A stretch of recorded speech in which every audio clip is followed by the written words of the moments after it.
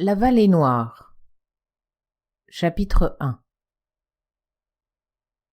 Un habitant de la Brenne, en m'adressant des paroles trop flatteuses, me demandait, il y a quelque temps, où je prenais la vallée noire.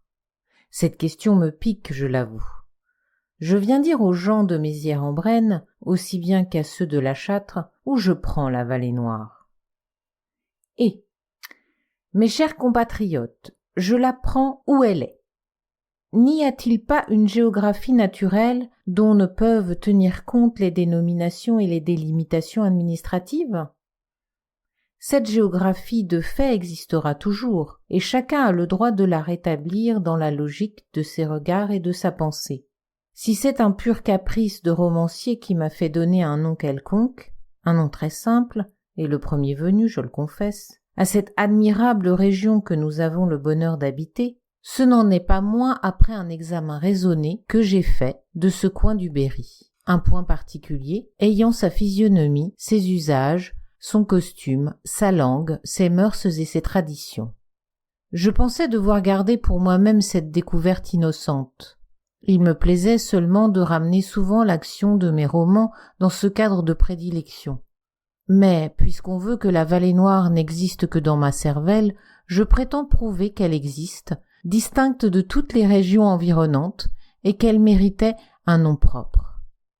Elle fait partie de l'arrondissement de la Châtre, mais cet arrondissement s'étend plus loin, vers Éguzon et l'Ancienne Marche.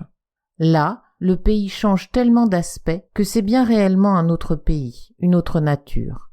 La vallée noire s'arrête par là à Cluis. De cette hauteur, on plonge sur deux versants bien différents.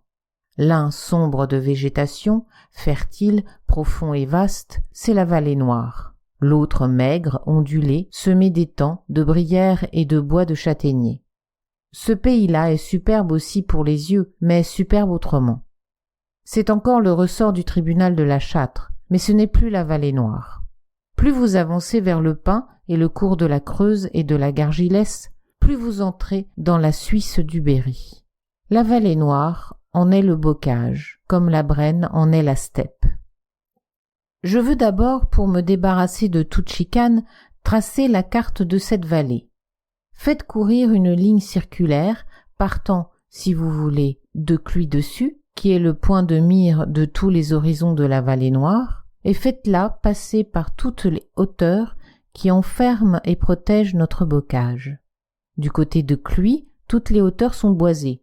C'est ce qui donne à nos lointains cette belle couleur bleue qui devient violette et quasi noire dans les jours orageux.